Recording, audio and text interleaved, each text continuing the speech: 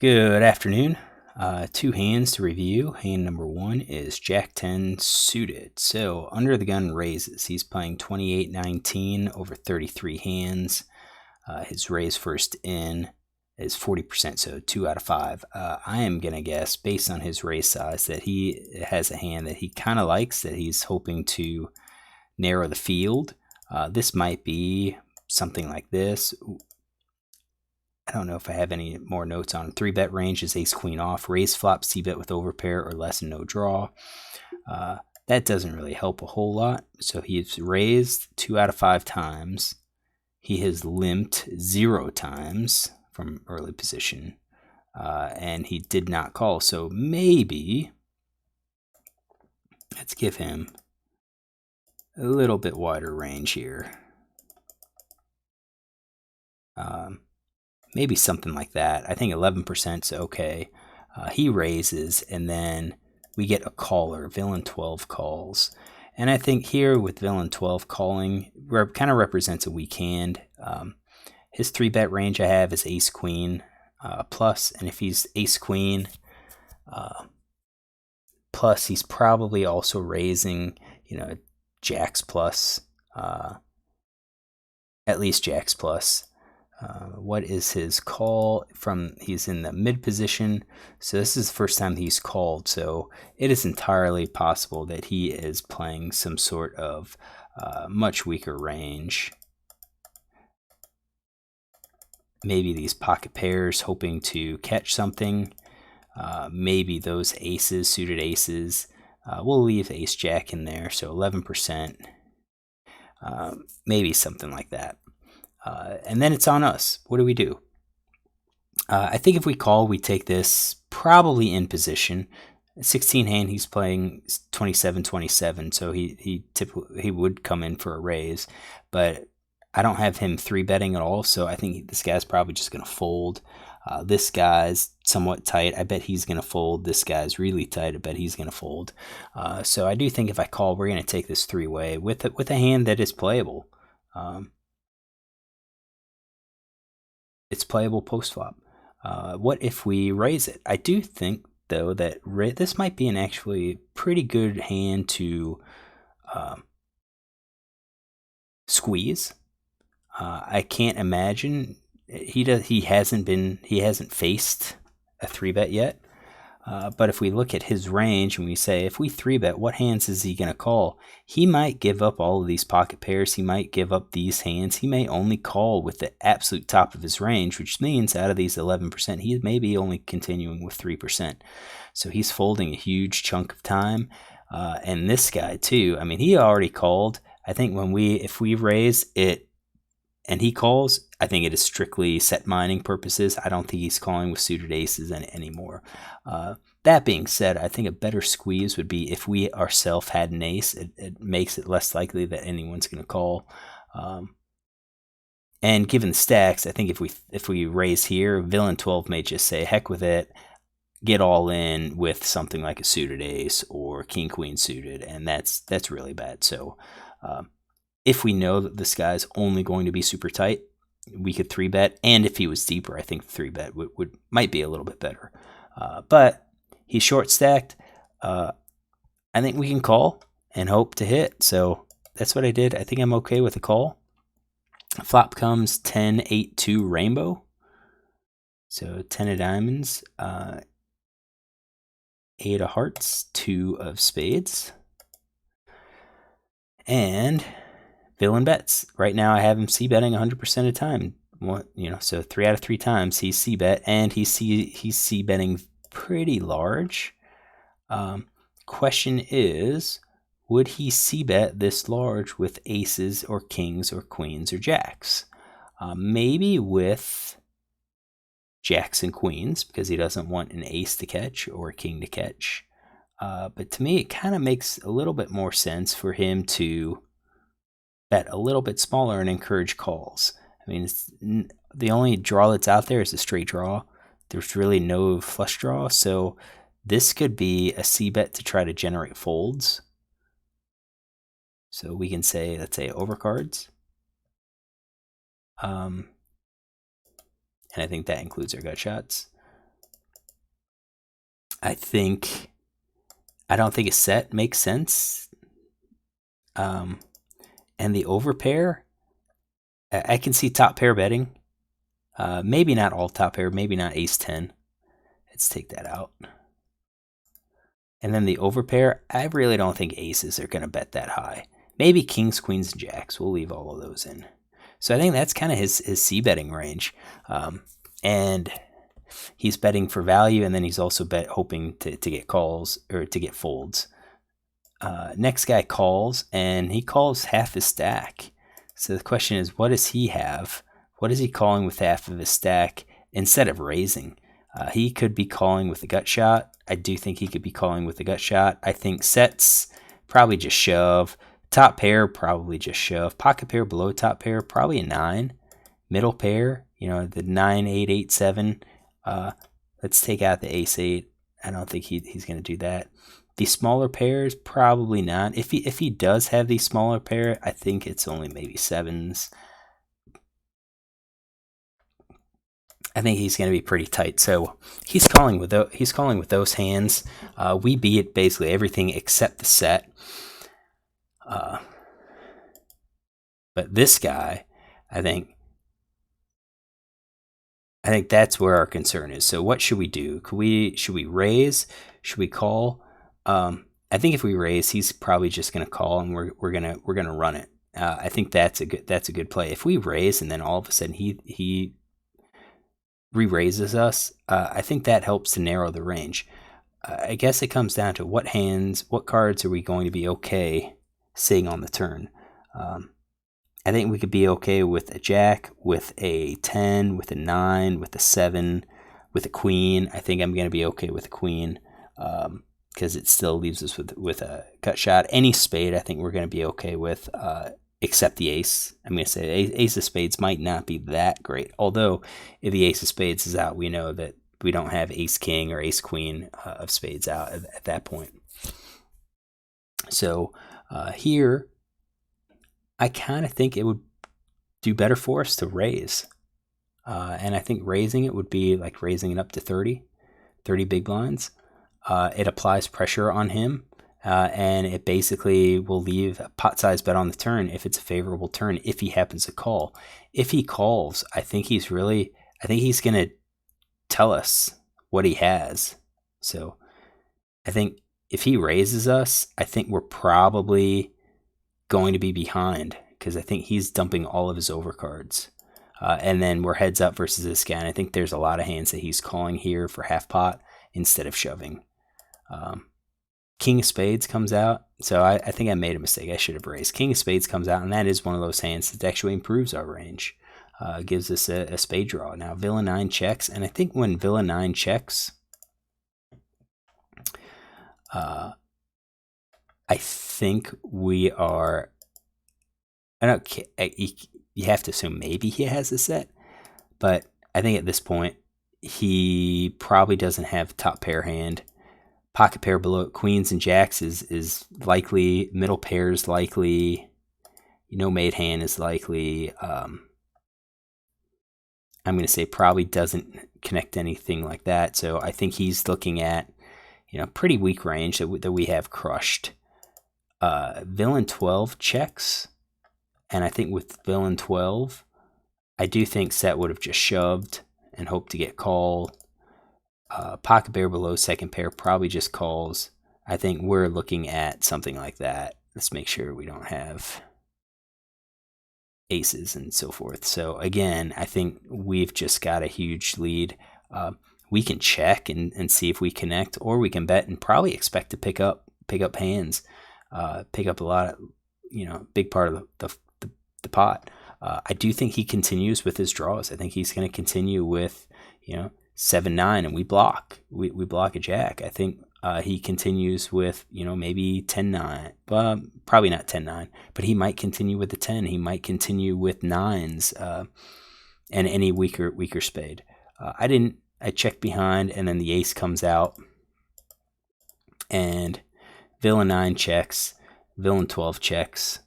So villain 9 checks at this point, and the question is, what would he have bet for value? I think he would have bet straight for value. I think he would have bet top pair for value. Pocket pair below second card checks. Weak pair checks. Nothing checks. So we're looking at that. 66% of the time he has jacks and queens. 33% of the time he has a weak pair. This guy checks. I do think he's going to bet for value for a straight. So I think at this point he's weak pair or nothing, right? So we beat him, and then it's on us. I don't think we can bet for value because I think when called, we're going to be behind this guy 66% of the time, so 2/3 of the time. So we should just check behind, which is what I did. He shows threes, and he shows nines. So we're going to start with this nines. I had nines in there. I kind of thought he was going to call half pot with nines instead of shoving. That is in there, so that's a win. This guy didn't have threes to begin with, so if we go back and add like all of those pocket pairs, and then go back to take those out, I kind of thought that big bet was going to be these overpair, top pair type hands. I thought he'd be a little bit more reasonable, smaller bet with these weaker hands, but I guess if we just say heck with it, he's going to bet that large with all of his. It changes what he's going to have. So we'll take out the overpairs and just say he's going to bet all of that. That's 52. King of spades comes out and he checks.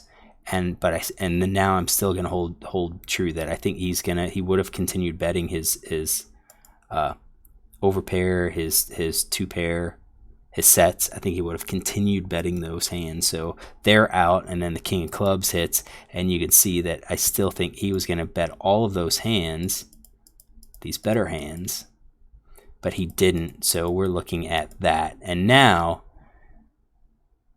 if he has this much weakness in his range, question is, if we bet, how frequently does he call? I think he calls with queens and jacks, probably. But middle pair probably folds. I think he folds so much that when he calls, we're just beat. We're not getting value out of this. So I still like my check behind here, even though I didn't have threes in his range. All right, so this is hand number 1. Let me clear things out and get hand number 2. All right, hand number 2 is 10-9 of clubs in the cutoff, and under the gun makes a weak open to 2 bets. I think overall this is just a sign of weakness, not a sign of strength. His raise first in is 1 out of 7, so this is the second time he's done it. Right now, let's check the PIPs. He's playing pretty wide. Maybe early position he's playing tighter. So let's just say he's playing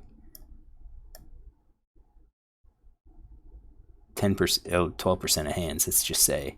I think we can get rid of those hands right off the bat and say that he's going to raise something weak like that.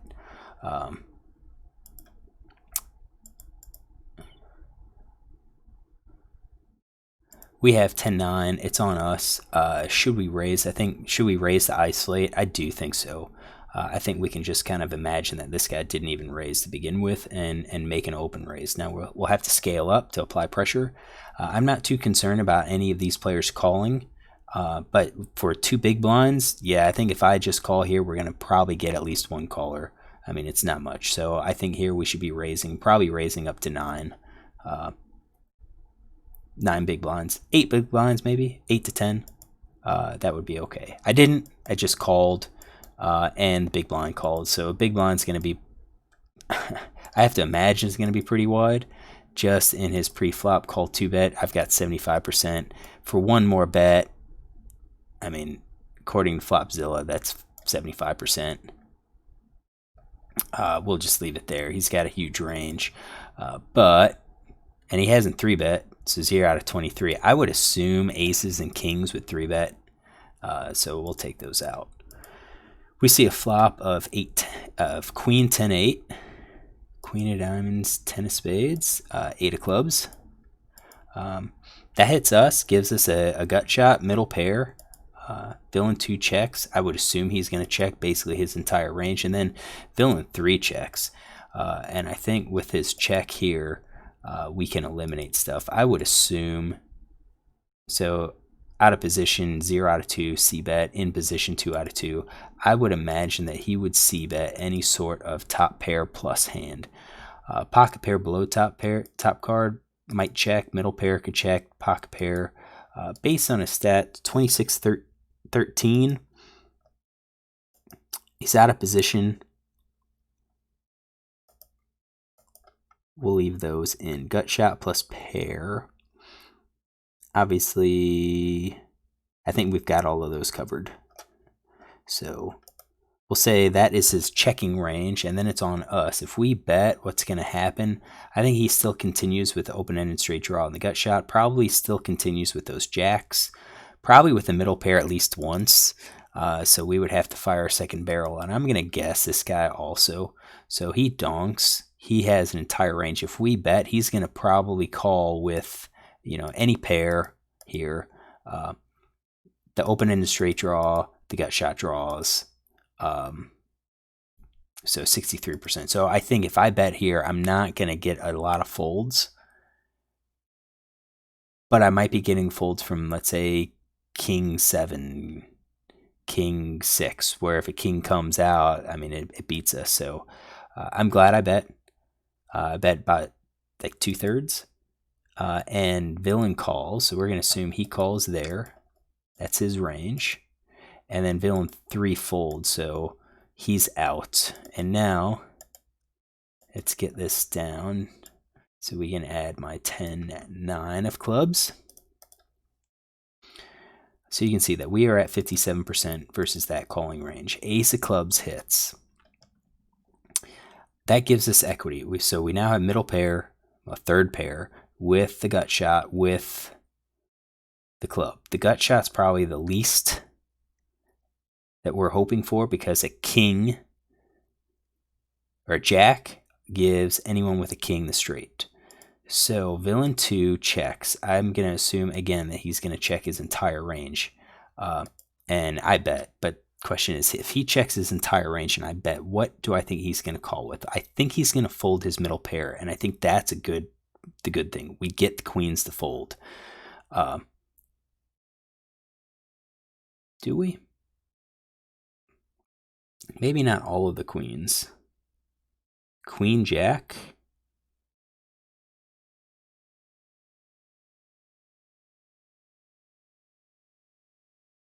Those aren't all of the gut shots. Flush draw, I think, calls. And there are some queens in that flush draw. Do we have this? That folds, the weak pairs folds, no made hands fold. So what other ones call? Open-ended straight draw calls, flush draw calls. What about the gut shots? We're going to select these. All right. We're going to select these out. Ace jack calls, queen jack calls. Jack is out. Maybe the jack 10 calls. No, I think jack 10 is going to fold. So I think all the rest of these are going to fold. All right, so he's calling 30% of the time, and when he calls, we're only at 37%. So I think by betting here, we're getting a lot of folds, and I think the folds that we might be getting are a lot of those queens. So I think we can bet. We picked up equity. We don't have that great a hand, and there's a chance that the queens fold. So I think I can bet. And now I bet half pot. That's probably okay, but I think a little bit bigger represents kind of a stronger hand. And he calls. So I'm going to say he calls with all of those. And then the 3 of clubs hits. And I think that's probably what we needed. We needed to win. And we connected with it. So now he checks. He's going to check his entire range. And the question is, if I bet, what do I think he's going to call? I think he's going to call top pair plus. He's going to call all of this.